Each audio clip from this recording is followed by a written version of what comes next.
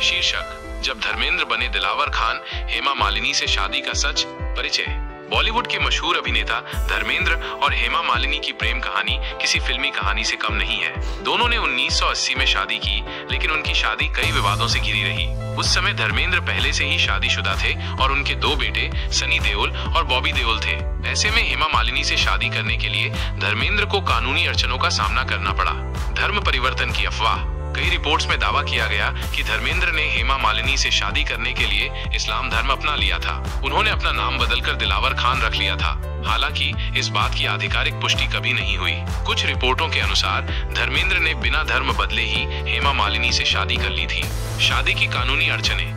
धर्मेंद्र की पहली पत्नी प्रकाश कौर उन्हें तलाक देने के लिए तैयार नहीं थी।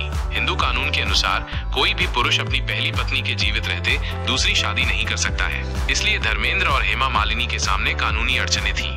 शादी का सच। धर्मेंद्र और हेमा मालिनी ने 2 मई 1980 को एक निजी समारोह में शादी की। उनकी शादी को लेकर कई तरह की अफवाहें थीं, लेकिन उन्होंने कभी भी सार्वजनिक रूप से अपने धर्म परिवर्तन की बात स्वीकार नहीं की। कुछ रिपोर्ट्स के अनुसार उन्होंने हिंदू रीति रिवाजों के अनुसार ही शादी की थी। विवाद और प्रतिक्रिया। धर्मेंद्र और हेमा मालिनी की शादी को लेकर काफी विवाद हुआ। धर्मेंद्र की पहली पत्नी और उनके बच्चे इस शादी से खुश नहीं थे। मीडिया में भी इस शादी को लेकर कई तरह की बातें हुई। हालांकि धर्मेंद्र और हेमा मालिनी ने इन विवादों पर ध्यान नहीं दिया और अपनी शादीशुदा जिंदगी में खुश रहे। हेमा मालिनी का बयान। हेमा मालिनी ने एक इंटरव्यू में कहा था कि उन्होंने धर्मेंद्र से शादी करने का फैसला सोच समझ कर लिया था।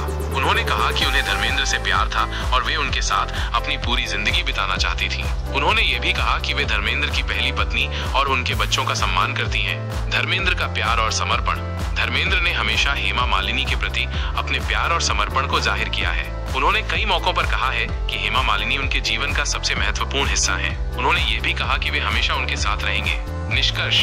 धर्मेंद्र और हेमा मालिनी की शादी बॉलीवुड की सबसे चर्चित शादियों में से एक है। उनकी प्रेम कहानी और शादी कई लोगों के लिए प्रेरणादायक है। उन्होंने ये साबित कर दिया कि सच्चा प्यार सभी बाधाओं को पार कर सकता है। धर्म परिवर्तन की बात पर अभी भी संशय बना हुआ। मालिनी और धर्मेंद्र की प्रेम कहानी किसी फिल्मी कहानी से कम नहीं है। उनकी प्रेम कहानी 1970 में तुम हसीन में जवान के सेट पर शुरू हुई, जहां वे एक दूसरे को देखते ही प्यार कर बैठे। हेमा मालिनी ने एक इंटरव्यू में बताया था कि धर्मेंद्र को देखते ही उन्हें लग गया था कि वे उनके जीवन साथी बनेंगे। हालांकि उनकी प्रेम कहानी में कई मुश्किलें थीं। धर्मेंद्र पहले से ही प्रकाश कौर से शादीशुदा थे और उनके 4 बच्चे थे, सनी, बॉबी, विजेता और अजिता। इस वजह से दोनों अपने रिश्ते को लेकर हिचकिचा रहे थे। धर्मेंद्र हेमा मालिनी को पाने के लिए दृढ़ थे, जबकि हेमा मालिनी के प्रशंसक संजीव कुमार और जितेंद्र भी थे, लेकिन हेमा ने धर्मेंद्र को चुना। धर्मेंद्र की शादीशुदा स्थिति की वजह से उनके रिश्ते में काफी तनाव था। हेमा मालिनी के पिता इस रिश्ते के खिलाफ थे। हेमा मालिनी ने एक इंटरव्यू में कहा था कि वो नहीं चाहती थी कि उनकी शादी से किसी को दुख हो। उन्होंने ये भी कहा कि धर्मेंद्र की पहली पत्नी और बच्चों को कभी भी उनकी मौजूदगी से कोई परेशानी नहीं हुई। परिवार के तनाव के बाद हेमा मालिनी और धर्मेंद्र ने 5 साल तक डेटिंग की।